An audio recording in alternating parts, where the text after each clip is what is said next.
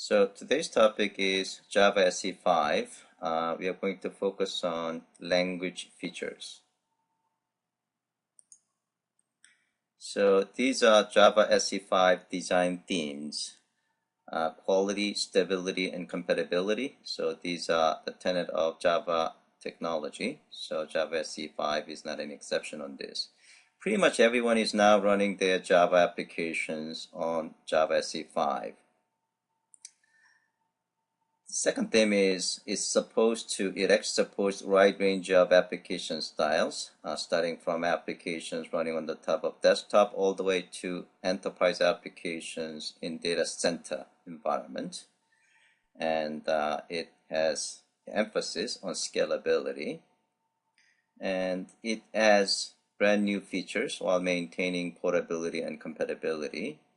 And one of the most important aspects of Java SE5 is ease of development, especially with the introduction of annotation. So it let the developers to build their applications faster, cheaper, and more reliable. In this presentation, we are going to mostly focus on so let's talk about the language change history. So Java SE5 JDK5 in fact has the biggest changes to language since release 1.0. So Java did not really have any language changes until Java SE5. So these are the major new language features. Generics and annotation, those are two biggies. So we are going to cover these two topics in another presentation. These two topics are going to be covered in Advanced Java Programming course. So we are going to mostly focus on these language features of Autoboxing, Unboxing, Enhanced forloop, and Typesafe enumerations, variable arguments, and static import. So these are the 5 language features that we are going to focus on in this presentation.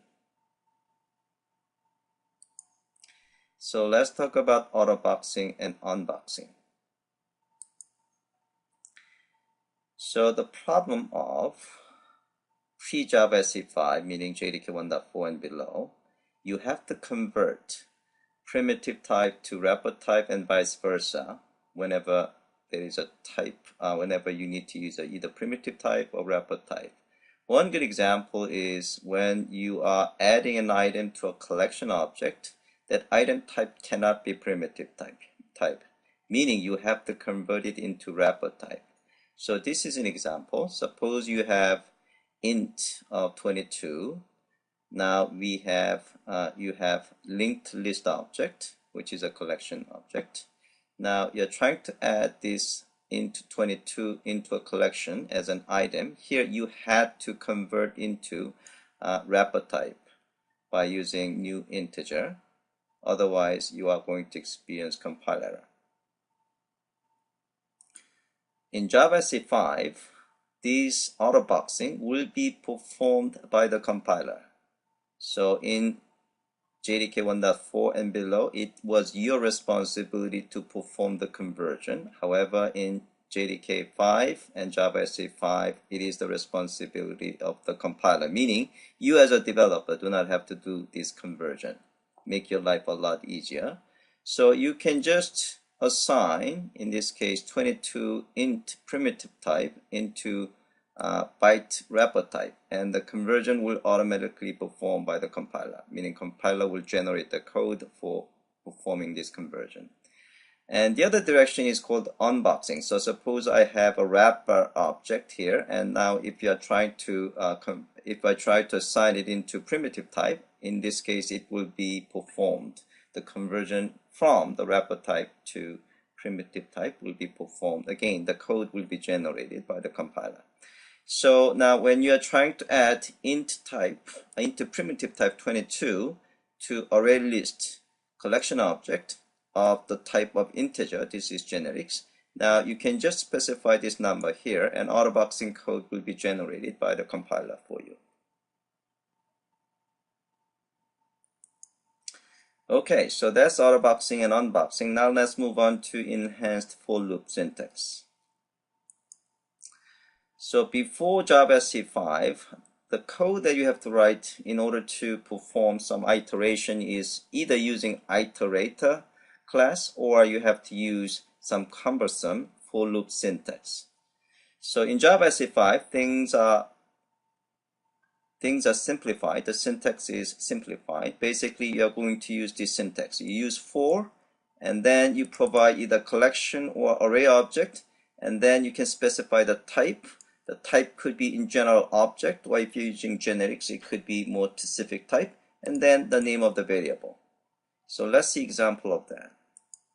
So this is the old code. This is a pre-JavaSE 5 code. So in this case, we are using iterator. So iterator is okay, but it's somewhat cumbersome to use. You have to get the iterator object from the collection object first. Then you have to use has next and next. So it's very cumbersome to use this iterator class. So in JavaSE 5, things are simplified. Suppose you get a collection object of the type of timer test type. And then basically you can use this syntax. So you're going to have a colon in between, and you specified your collection object, and then you can specify the type and the name of the variable. If you don't have this generic type, then you are going to use this one as an object, and you probably have to cast it. Okay, so moving forward. Next, Typesafe enumeration. So in pre-JavaSE 5, you typically define a bunch of integer constants, and then you're going to follow one of those various Typesafe enum patterns. So typically you are going to define these integer constants like this.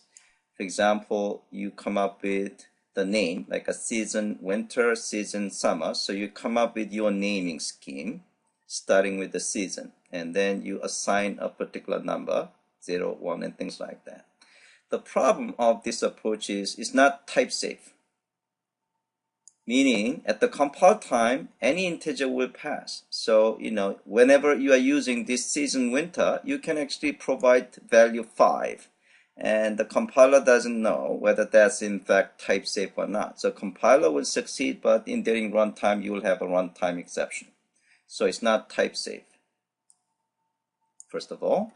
And you have to come up with your namespace. Here I am using season underscore as my namespace. So you have to deal with your namespace yourself, which is cumbersome.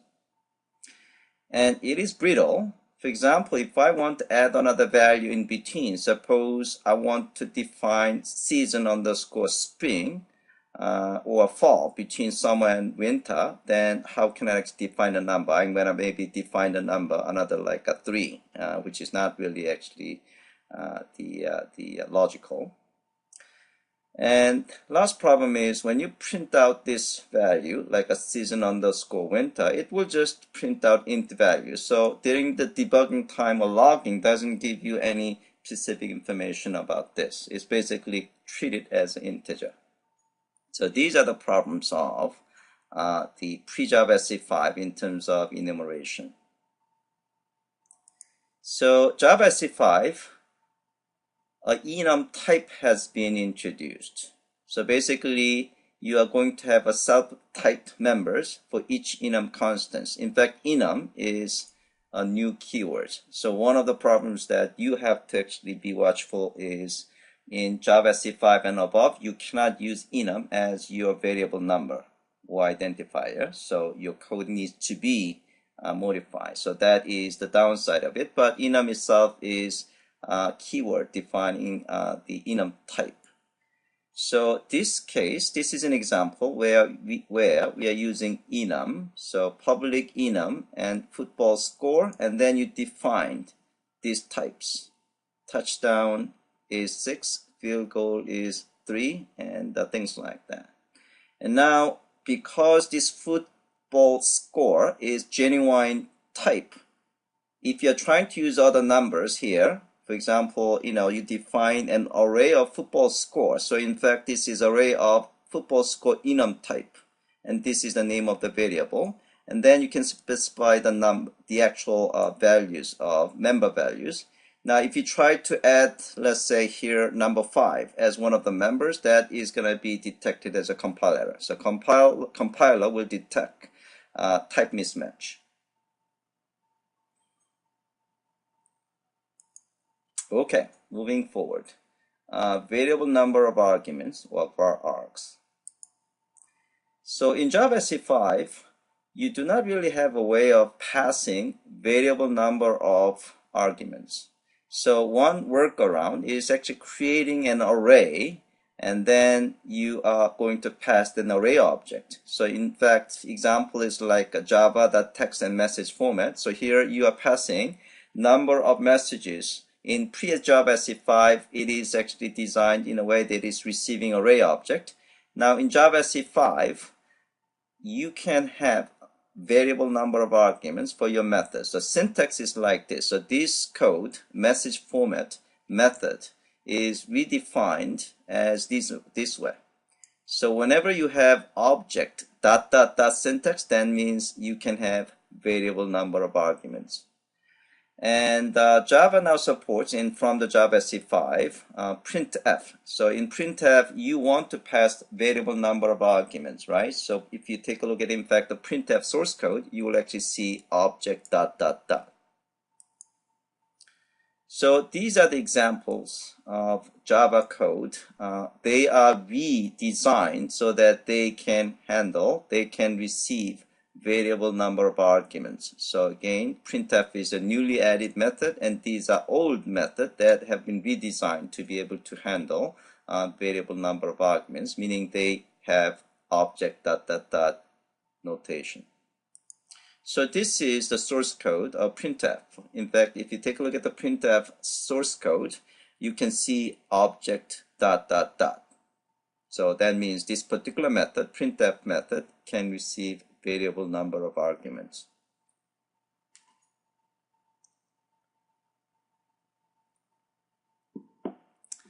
Okay, so moving forward.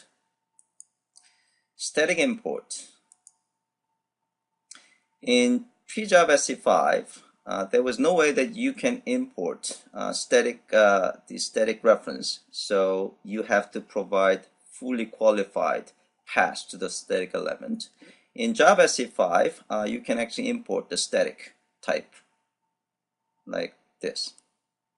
And this works for static methods and enums as well. So, if you import the math, the static the class, and basically you can use syntax instead of fully qualified syntax like this. It's minor improvement. Formatted I/O. So as I said before, printf was introduced from JavaScript 5, so you can use printf statement just like you use it in C and C++ programming language. Scanner class is also introduced. So it's basically a very simple text scanner which can parse primitive types and strings using regular expressions. So you can specify the regular expression as a delimiter. So it will create a set of tokens. It will break the input into tokens using delimiter pattern. So you can specify delimiter pattern. We'll actually take a look at this one in a bit more detail when we take a look at the example code. And the delimiter by default is white spaces. However, you can specify your own delimiter pattern using regular expression. Okay? And then resulting tokens then be converted into values of different types using various next methods. So you can say so in this case, I'm reading input, and then I'm just reading it as an int variable. Okay, int type. All right, so we're going to spend maybe a few minutes talking about some of the improvements made in virtual machine. So it has nothing to do with the language features, but still nice to know. So it has improved startup time, especially for small applications, up to 30% faster. So it has also reduced footprint, and it does also have what is called the shared archive. So the Java SE libraries will be in fact shared among multiple JVMs running on the same platform. So you can actually specify as a default, it will share the shared archive, but you can turn it off and turn it on. So if you want to see the syntax of it, you can say Java minus large X, and then you can see share off is do not attempt to use shared class data, and auto is shared class data if possible, that's a default, and on is required, meaning you're actually forcing it to use the shared data.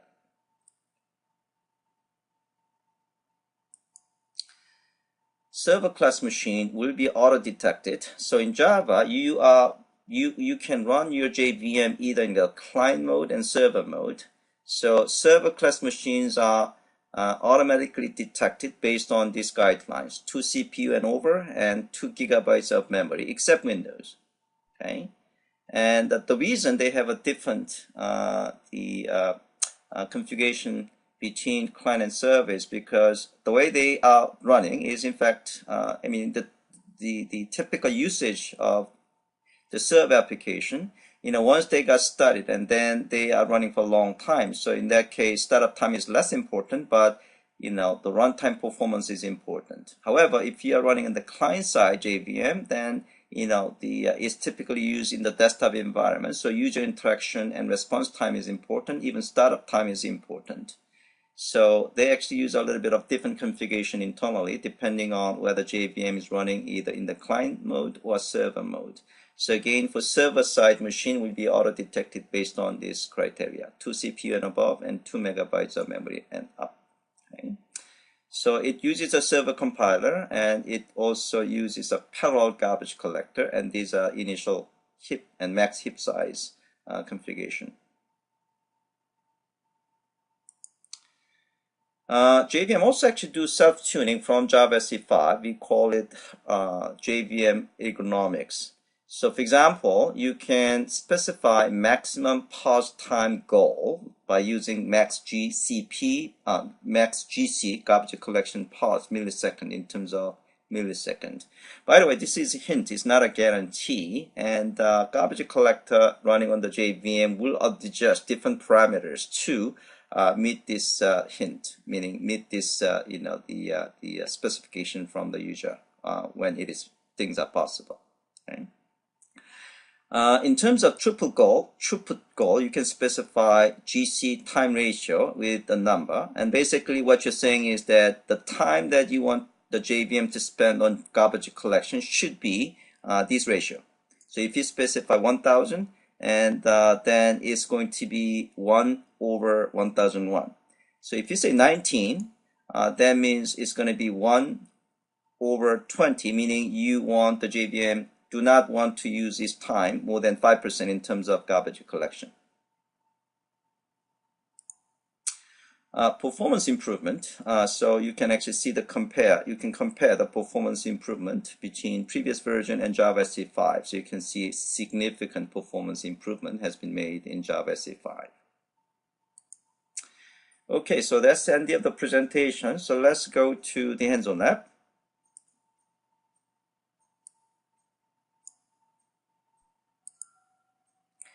So exercise 1 to 5 are basically going through this the language enhancement features starting from Autoboxing, and I just added the new exercise scanner class. Okay, so let's go over the Autoboxing. So you can just open the project. Projects are provided as Java NetBeans project, so you should be able to just open it and run it instead of creating from scratch. So let's take a look at the code here. Yeah, so the way that things are presented in this hands-on lab is we are going to take a look at an example where the feature is not used. Okay, so here we are not using Autoboxing, and then we are going to modify the code to use the feature introduced in JVM 5. Okay. Okay, so this is a case that we have to convert between wrapper type and primitive type. Okay. So this is, we create integer wrapper type object from primitive 22, and then we are converting it back. Okay. So since we are using JavaScript 5 for all these applications, it might not make big difference, but if you're using, for example, you cannot actually do this kind of coding in JavaScript 1.4, meaning the JDK 1.4, okay?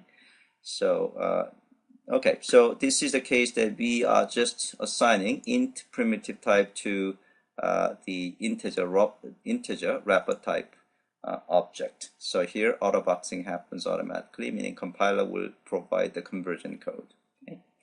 Again, pretty straightforward here. Enhanced for loop. So this is a case that we are using iterator class. And here we are using, so this is the, we are using traditional for loop, again, which is pretty cumbersome. And then the example code here is we are going to use the enhanced new for loop syntax here. So again, we have array list collection object, and we add 4 items to the collection, and then we are looping using this new syntax for. In this case, because we don't know what type it is, we are going to use it as object type. And basically the syntax is very simple. You specify the name of the collection object variable, and then you can get each item on this type, and then you can use this O, the variable O, in your code here. So in this case, we're just displaying it. Static imports. So here, this is the case that you have to provide a full path. Okay. So this is the static int, and here you have to specify the full path in JDK 1.4.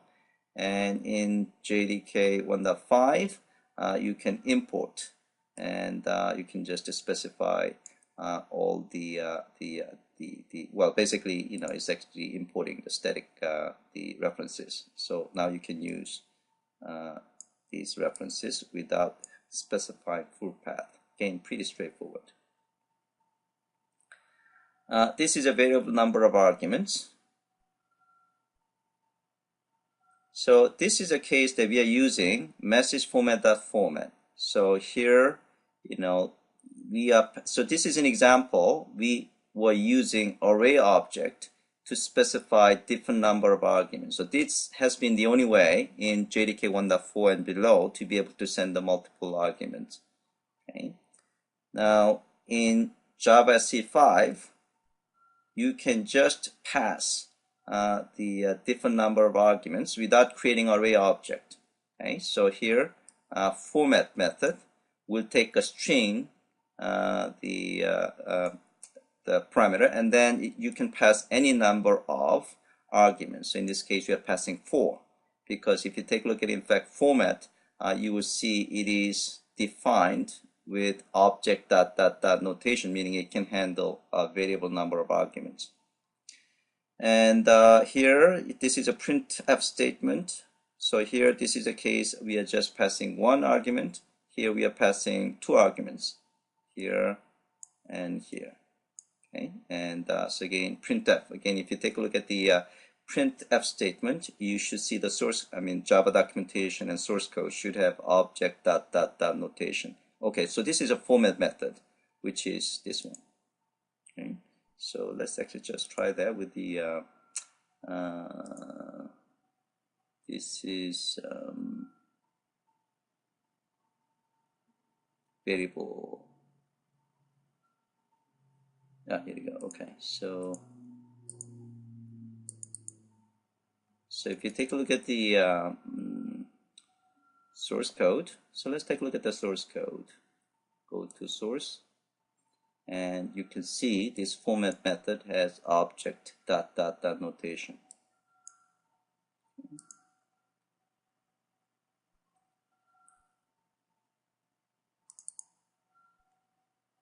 And printf statement should have the same thing. So again, let's take a look at the source code or Java documentation, and you can see it has object ... notation, meaning printf statement can handle variable number of arguments.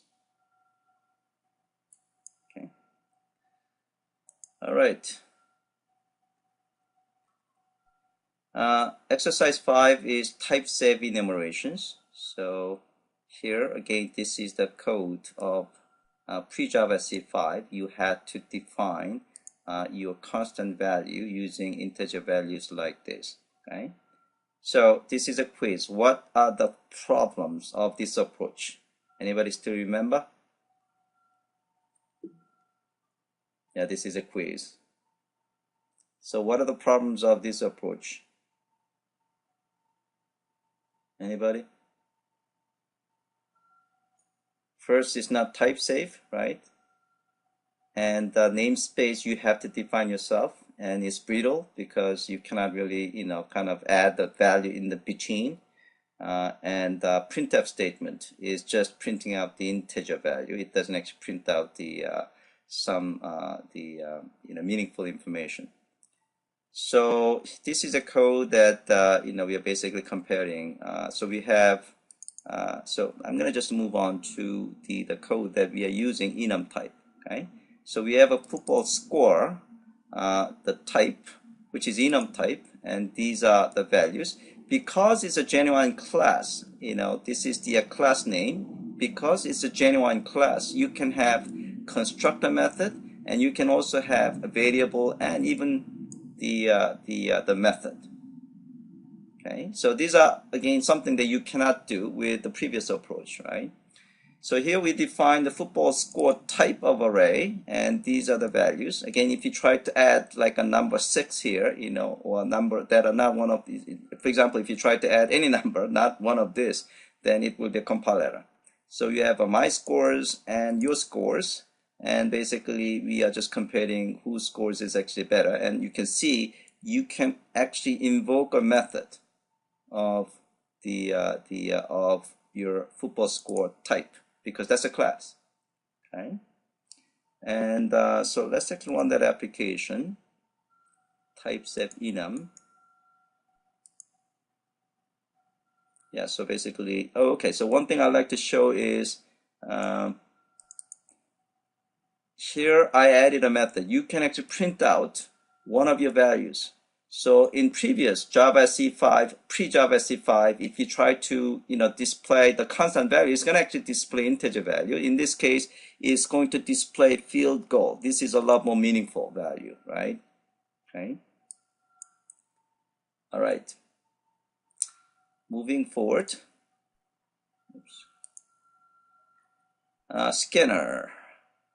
So in this case, we created scanner object from standard input device, and if the value is something that we can convert in an int, we are going to receive it as an int value, and then you can type it. And this is another example where we are using, in fact, delimiter. So the delimiter as a default is a white space, but you can specify your own delimiter using regular expression. So here, suppose I have input string like a 1 fish, 2 fish, red fish, and blue fish, like this. And then we are using white spaces in between the words, right?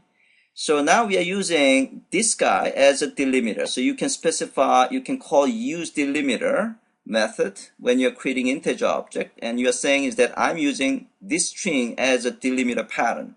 This is a regular expression. So what is saying is that the delimiter pattern is /s is any number of white spaces. /s is \s is the white spaces. Okay, because we are inside the quotation, we have a double backslash. So we have a backslash and /s. The s, that means the white space, and then if you have a star, that means any number of white spaces. And then it should have fish, and then followed by any number of the white spaces. So we are using that one as a delimiter. So meaning we are using this guy as a delimiter. This guy, and this guy, and this guy, and this guy as a delimiter. Okay. So now when you call next int, it will actually get the one as the next int value. Now then it's going to use delimiter, so it will just skip this part, and then when you call next int, it will take 2. And then it will use this guy as a delimiter. So next time you're going to say next, it will actually get red.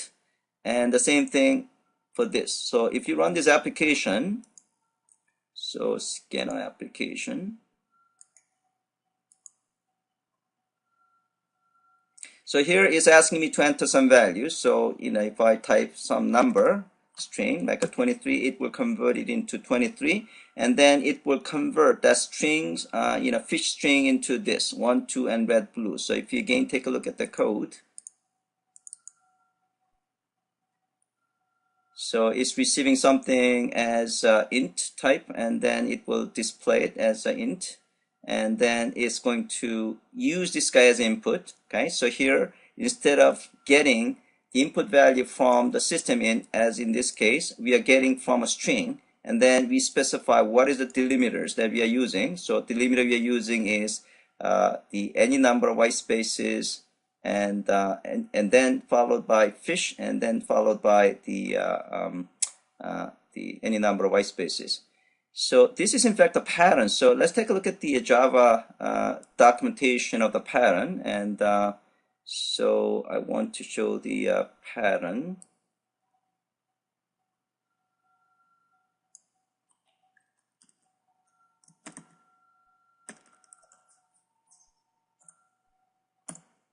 Okay, I'm going to just find the pattern class. Okay, here you go.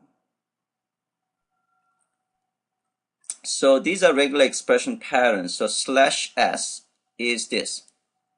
Whenever you see \s is a white space character like this. Okay. Now when you say /s start, that means any number of white spaces. Okay, so that's the reason, here the delimiter is any number of white spaces, and then the fish. And so if you remove this guy like this, okay, what happens is, let's actually try to run this application. It will have some errors. So let's just type 12, and then it has a problem. The reason is this. So it takes number 1, and then it's using delimiter of fish, right? So next character is h. Now it's trying to receive it as int, because h cannot be converted into integer. So that's the reason it has the input mismatch exception. So suppose if you change this guy like like this, and then it will actually work better, because now the second int is in fact this 2. So if you run it, then it should actually work better like this. So in this case, it's taking the first, it will take 1 as int, right? And then it will take, this is a delimiter, right? This part is the delimiter, and the next int is 2, so that's okay. Now this will take this part as a delimiter, so rest of it is like the next token is h, right? So when you call next, it will take h and red, okay, and then it's going to again take this part as the delimiter. So next token is this h blue, so that's the reason you get the h blue. And now if you have another one, because that's the last next, then you're gonna actually see any. If you have another line of this, then it will display h. Okay, all right, so hopefully that I can give you a sense of how things work. Let me just get it back so that the hands-on app is in fresh mode. Okay, so that is the end of this exercise. All right, any questions?